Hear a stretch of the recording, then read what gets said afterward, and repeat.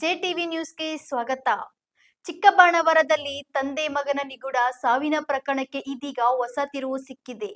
ಮೃತ ಅಭಿನಂದನ್ಗೆ ಹೃದಯದ ಸಮಸ್ಯೆ ಇತ್ತು. ಹೃದಯಾಘಾತದಿಂದಲೇ ಅಭಿನಂದನ್ ಮೃತಪಟ್ಟಿದ್ದಾರೆ ಎಂದು ಪತ್ನಿ ಅರಣಿ, ತಾಯಿ ವಿಮಲಾ ಹೇಳಿಕೆ ನೀಡಿದ್ದಾರೆ. ನನ್ನ ಮಗಳು ಯಾವುದೇ ಕಾರಣಕ್ಕೂ ಕೊಲೆ ಮಾಡಿಲ್ಲ. ಅಳಿಯ ಅಭಿನಂದನ್ಗೆ ಹೃದಯದ ಸಮಸ್ಯೆ ಇತ್ತು.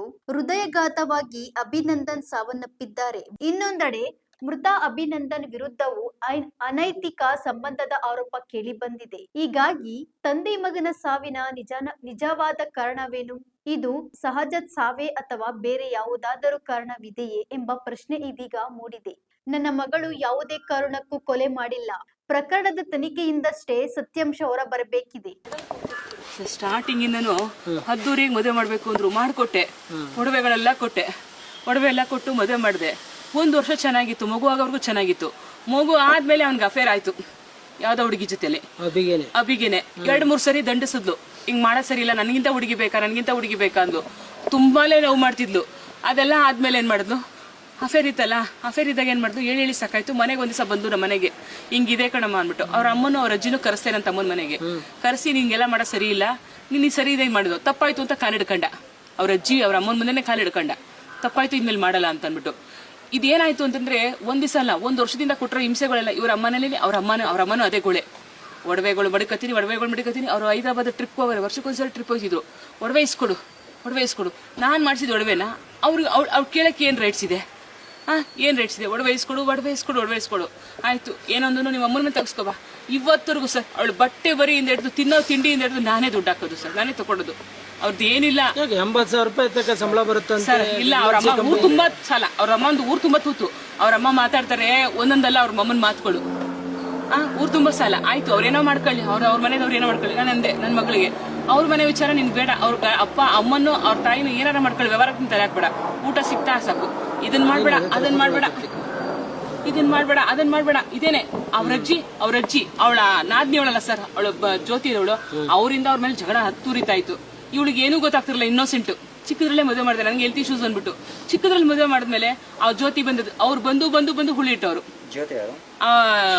ಅಭಿಯವ್ರ ಅತ್ತೆ ಅಮ್ಮ ಸರಿ ಇಲ್ಲ, ಅವ್ರ ಅಮ್ಮನಿಂದಾನೇ ನನ್ನ ಈ ತರ ಆಯ್ತು ಅಂತ. ಅವ್ರ ಅತ್ತೆಯಿಂದಾನೆ ಸರ್. ಅವ್ರ ಅತ್ತೆಯಿಂದ ಇರಿ ಸರ್, ಪೂರ್ತಿ ಹೇಳ್ತೀನಿ. ಅವ್ರ ಅತ್ತೆ ಬಂದು ಹಿಂಸೆಕರು. ಅವಳಿಗೆ ಏನ್ ಗೊತ್ತು? ಅವಳು ಅವ್ರ ಅಜ್ಜಿ ಕರೆದಿತ್ತಾಳೆ. ಅಜ್ಜಿ ಕರೆದ್ಬಿಟ್ಟು ಅವ್ರ ಮಗಳನ್ನ ಅವ್ರು ಕರೆದಾಗ ಊಟ ಮಾಡುವಂತದಾಗ ನನ್ನ ಮಗಳು ಕರಿಬೇಕಾಯ್ತಾ? ಊರು ತುಂಬಾ ಹೇಳ್ಕೊಬರೋದು. ನನ್ನ ಮಗಳು ಕೇಳಿದ ಒಂದೇ ಪ್ರಶ್ನೆ, ನಾನ್ ಏನಾದ್ರು ತಪ್ಪು ಮಾಡ್ರೆ ನನ್ನ ಹತ್ರ ಹೇಳಿ, ನೀವು ಊರು ತುಂಬಾ ಯಾಕೆ ಕೇಳ್ಬಿಡ್ತೀರಾ? ಇದೇ ತರನ ಸರ್ ಅವ್ರ ಅಜ್ಜಿ ಹಿಂಸೆ, ಆಮೇಲೆ ಅವರ ನಾದ್ನಿ ಹಿಂಸೆ, ತಿರ್ಗಾ ಅವ್ರ ಅತ್ತೆ ಹಿಂಸೆ. ಇಷ್ಟು ಹಿಂಸೆ ಕೊಟ್ಟು ಅವ್ರನ್ನ ಸಾಯಿಸ್ಬಿಟ್ರು. 4 ಗೋಡೆ ಮಧ್ಯೆ ಎಲ್ಲೂ ಹೋಗಂಗಿಲ್ಲ, ನಮ್ಮನೆಗೂ ಬರಂಗಿಲ್ಲ. ನಾನ್ ಫೋನ್ ಮಾಡಿ ಹೆಂಗಮ್ಮ ಇದೆಯಾ, ಊಟ ಆಯ್ತಮ್ಮ, ತಿಂಡಿ ಆಯ್ತಮ್ಮ. ಅವ್ರ ಅಮ್ಮ ಯಾಕೆ 50 ಸರಿ ಫೋನ್ ಮಾಡ್ತಾರೆ? ನನ್ನ ಮಗಳನ್ನ ನಾನು ಕೇಳ್ಬಾರ್ದ? ಇವಳು ಊಟ ಆಯ್ತಾ ತಿಂಡಿ ಆಯ್ತಾ ಅಂತ ಕೇಳ್ಬಾರ್ದ? 50 ಸರಿ ಯಾಕೆ ಫೋನ್ ಮಾಡ್ತಾರೆ? ಅನ್ಬಿಟ್ಟು ಅವಳಿಗೆ ಈ ತರ ಟಾರ್ಚರು. ಇದೇ ಟಾರ್ಚರ್ಗಳೇ. ಇದಾದ್ಮೇಲೆ ಏನ್ ಮಾಡ್ತು, ಅವಳು ಬನ್ಸಿಗೆ ಬೇಜಾರಾಗಿ ಎಲ್ಲೂ ಹೋಯ್ತಿರ್ಲಿಲ್ಲ, ಮನೇಲೆ ಕೂಡಾಕವ್ರು. ಎಲ್ಲೂ ಹೋಗ್ಬಾರ್ದು, ಎಲ್ಲೂ ಬರಬಾರ್ದು ಅಂತ ಬೇಜಾರಾಗಿ ಅವಳು ಇವ್ರ ಹತ್ರ ಕಾಟ ಸಹಿಸ್ಕೊಳಕಾಗದೇನೆ ಮನೆ ಬಿಟ್ಟು 2 ತಿಂಗಳು ಓದ್ಲು. 2 ತಿಂಗಳು ಯಾಕೆ ಓದ್ಲು? ಇವ್ರ ಹಿಂಸೆಯಿಂದ. ಎಲ್ಲಿದ್ಲು? ಸೋಲ್ದವ್ನಲ್ಲೇ ಕಂಪ್ಲೇಂಟ್ ಕೊಟ್ಟಿದ್ದ ನಾವು. ಇಲ್ದೇ ಇರೋದೆಲ್ಲ ಹೇಳ್ದು. ಈ ಯಾರೋ PGಗೆ ಇದು ತಿಂಡಿ ಫುಡ್ ಆರ್ಡರ್ ಮಾಡಿದ್ರೆ ಅದು ತಪ್ಪು. ಸರಿ ಆಯ್ತು, ಇದೆಲ್ಲ ಆಯ್ತು. ಸೋಲ್ದವ್ನಿಗೆ ಕಂಪ್ಲೇಂಟ್ ಕೊಟ್ಟಾಗ ಪಿಜಿಲಿ ನಾನು ನನ್ನ ತಮ್ಮನ ಹೆಂಡತಿನೇ ಹೋಗಿ ಕರ್ಕೊಂಡ್ ಬಂದಿದೀವಿ ಲಾಯರ್ ಮುಖಾಂತರ.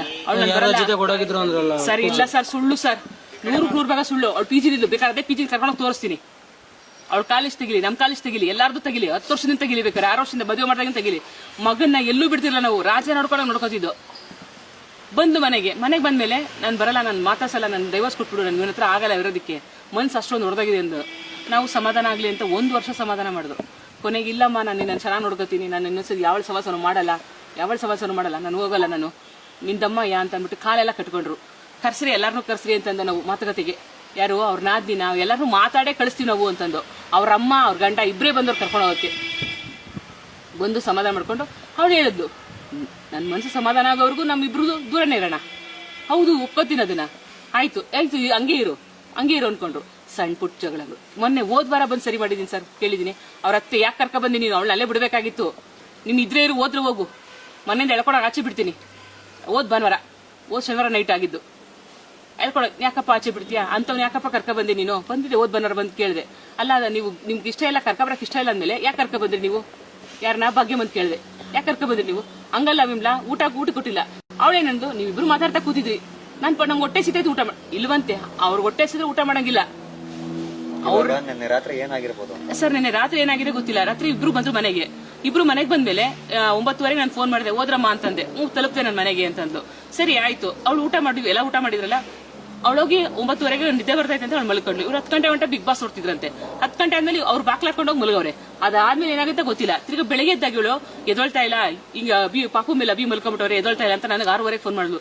ಏನಾಯ್ತು ಅಂತ ನಾನು ಅಲ್ಲಿಂದ ಓಡ್ ಬಂದೆ. 20 ನಿಮಿಷಕ್ಕೆ ಅಲ್ಲಿಂದ ಓಡ್ ಬಂದು ಅಷ್ಟೊತ್ತಿಗೆ ರೇಣುಕನ ಅವ್ರ ಅತ್ತೆ ಫೋನ್ ಮಾಡಿ, ಪಕ್ಕದಲ್ಲಿ ಅವರೆಲ್ಲ ಕರಿ ಅವ್ರನ್ನ ಅಂತಂದು. ಹಾಸ್ಪಿಟಲ್ ಕರ್ಕೊಂಡು ಹೋಗೋದು, ಆಂಬುಲೆನ್ಸ್ ಅವ್ರು ಬರ್ತಾ ಇಲ್ಲ ಅಂತಂದು. ರೇಣುಕನ್ ಕರಿ ಅಂತಂದೆ. ಮಾಡಿ ಮೇಲೆ ಇದ್ದವಳು, ಅವ್ರ ಬಾಡಿಗೆಯವರು. ಅವಳು ಬಾಡಿಗೆವಳು ಅಷ್ಟೇನೆ. ಅವ್ರಿಗೆ ಏನ್ ಮಾಡ್ತಾರೆ, ಎತ್ ಮಾಡ್ತಾರೆ, ಜಗಳ ಆಡ್ತಾರೆ, ಪ್ರತಿಯೊಂದು ಅವ್ರ ಅತ್ತೆ ಇದೇನ ಸ್ಪೈ ಆಗಿಟ್ಟಿದ್ರು ಅವಳನ್ನ. ಬೆಳಗ್ಗೆ ಏನಿಲ್ಲ ಸರ್, ನೆನ್ನೆ ನಮ್ಮನೇಲೆ ಇದ್ದಿದ್ಲು.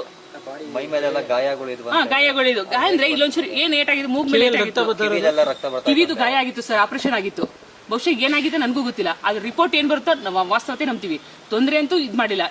ನಿಮ್ಮ ಮಗಳು ಕೊಲೆ ಮಾಡಿಲ್ಲ? ಇಲ್ಲ ಸರ್, ಖಂಡಿತ ಇಲ್ಲ ಸರ್. ಅವಳಿಗೆ ಗೊತ್ತೇ ಇಲ್ಲ. 6:30 ಎದ್ದು ಮಾಮೂಲಿ ರೊಟೀನ್ ವರ್ಕ್, ಬಾಂಗ್ ನೀರ್ ಹಾಕ್ಬಿಟ್ಟು ಇಬ್ಬರ್ಸಕ್ 6:30 ಆಯ್ತು, ಸ್ನಾನಕ್ಕೆ ಎಬ್ಬರ್ಸೋಣ ಅಂದ್ಬಿಟ್ಟು ಇಬ್ಬರ್ಸಕ್ ಹೋಗಿದ್ದಾಳೆ. ಮಗು ಮೇಲೆ ಅಪ್ಪ ಮಲಗ್ಬಿಟ್ಟಿದ್ದಾನೆ. ಮಗು ಉಸಿರು ಕಟ್ಟಿ ಸತ್ತೋಗ್ಬಿಟ್ಟಿದ್ದಾನೆ. ಗೊತ್ತಾಗ್ಲಿಲ್ಲ. ನನಗೆ ಫೋನ್ ಮಾಡಿದ್ಲು, ರೇಣುಕಂಗ್ ಫೋನ್ ಮಾಡಿದ್ಲು. ಆಮೇಲೆ ರೇಣುಕನೇ ಬಂದು ನಮ್ಮ ಅಳಿನ ಹಿಂಗ್ ಜರುಗಿಸಿರೋದು. ಅವ್ರು ಬಂದು ಇವಳಿಗೆ ತಳ್ಳಕ್ ಆಗ್ಲಿಲ್ಲ, ಅವಳಿಗೆ ಶಕ್ತಿ ಇಲ್ಲ ಅವಳಿಗೆ. ಅವ್ ಬಂದು ತಳ್ಳದ ಮೇಲೆ ಆಮೇಲೆ ಮಗು ನೋಡಿದ್ದು. ನಾವ್ ಅಷ್ಟಲ್ಲಿ ಓಡ್ ಬಂದು, ಅವ್ರ ಅತ್ತೇನೂ ಬಂದಿದ್ಲು ಅಲ್ಲಿ ಇಷ್ಟೊತ್ತಿಗಾಗ್ಲಿ. ಎಲ್ಲರೂ ತುಂಬೋಗಿದ್ರು ಜನ. ನಿಮಗೆ ಕಾಲ್ ಮಾಡಿದ್ರ ಅರಣಿ? ಇಲ್ಲ ಅರಣಿ ಮಾಡಿದ್ವು. ಎದೊಳ್ತಾ ಇಲ್ಲ, ಯಾಕೋ ಇಬ್ರು ಎದೊಳ್ತಿಲ್ಲ. ಪಾಪು ಮೇಲೆ ಅಭಿ ಮಲ್ಬಿಟ್ಟವ್ರೆ, ಎದೊಳ್ತಾ ಇಲ್ಲ, ಬೇಗ ಬಾ ಅಂತ ಹೊತ್ಕೊಂಡ್ ಫೋನ್ ಮಾಡಿದ್ಲು. ಏನಾಯ್ತೋ ಗೊತ್ತಿಲ್ಲ, ಬೇಗ ಓಡ್ಬಾ ಅಂತ. ನಾವು ಎಲ್ಲಿರೋದು? ಅಗ್ರಹಾರದಲ್ಲಿ ಸರ್ ನಾವಿರೋದು, ಮಾಗಡಿ ರೋಡಲ್ಲಿ. ಇವಾಗ ಕಂಪ್ಲೇಂಟ್ ಕೊಟ್ಟಿದ್ದೀರಾ ಈ ತರ? ಕಂಪ್ಲೇಂಟ್ ಏನು ತಗೊಂಡಿಲ್ಲ. ಅವಳನ್ನ ಎಂಕ್ವೈರಿ ಮಾಡಿ ಅವಳು ಮಾತಾಡಿಸ್ತಾ ಇದಾರೆ. ಅವಳು ಇದನ್ನೇ ಹೇಳ್ತಾ ಇದ್ದಾಳೆ, ನನ್ಗೆ ನಿಜವಾಗ್ಲೂ ಗೊತ್ತಿಲ್ಲ, ನಾನು ಮಲಗಿದ್ದೆ ರಾತ್ರಿ, ನಾವು ಬೇರೆ ರೂಮಲ್ಲಿ ಮಲಗಿದ್ ನಿಜ, ಈ ರೂಮಲ್ಲಿ ಇವರಿಬ್ರು ಮಲಗಿದ್ ನಿಜ, ಏನಾಯ್ತು ಗೊತ್ತಿಲ್ಲ, ಏನಾಯ್ತು ಎಂಕ್ವೈರಿ ಮಾಡ್ರಿ, ರಿಪೋರ್ಟ್ FSC ರಿಪೋರ್ಟ್ ಬರ್ಲಿ, ಅವರು ಗೊತ್ತಾಗುತ್ತೆ ಅವ್ರಿಗೇನೆ. ಯಾಕೆಂದ್ರೆ ಇದು ಆಲ್ರೆಡಿ 2 ಸರಿ ಅಟ್ಯಾಕ್ ಆಗಿತ್ತು. ಆಮೇಲೆ ನಿಮಾನ್ಸ್ ಪೇಷಂಟ್ ಯಾವಾಗಲೂ ಹುಚ್ಚುಂಚುತ್ತರ ಆಡೋಣ. ನನ್ನ ಹತ್ರ ವಿಡಿಯೋ ಇದೆ. ಅಭಿ ಅಳಿಮಯ್ಯ ಯಾವಾಗಲೂ ಹುಚ್ಚುಂಚುತ್ತರ ಆಗಿರೋದು. ಮಾಡಿಲ್ಲ. ಯಾವಾಗ್ಲೂ ಹಂಗ ಹುಚ್ಚುಂಚುಂತರ ಆಡೋರು, ಕಿರ್ಚೋದು ಜೋರಾಗೆ, ಹೆಂಗೋ ಆಡ್ತಿದ್ರು ಅವರು. ಈಗ ಹಾರ್ಟ್ ಅಟ್ಯಾಕ್ ಆಗಿ ಆಕಸ್ಮಿಕವಾಗಿ ಒಳ್ಳೆ ಮಗು ಇದಾಗಿದೆ. ಮಗು ಮೇಲೆ ಬಿದ್ದುಬಿಟ್ಟಿದ್ದಾರೆ. ಮಗು ಮೇಲೆ ಬಿದ್ದು ಏನ್ ಆಗಿದೆ ಅಂತ ಗೊತ್ತಿಲ್ಲ. ಮಗು ಉಸಿರು ಕಟ್ಟಿ ಸತ್ತೋಗ್ಬಿಟ್ಟಿದೆ. ಮಗುನ ಹೆಂಗ್ ಸಾಕಿದೋ ಸರ್ ನಾವು. ಇವತ್ತು ನಮ್ ಸಂಕಟ ಹೆಂಗ್ ಹೇಳೋಣ ನಾವು?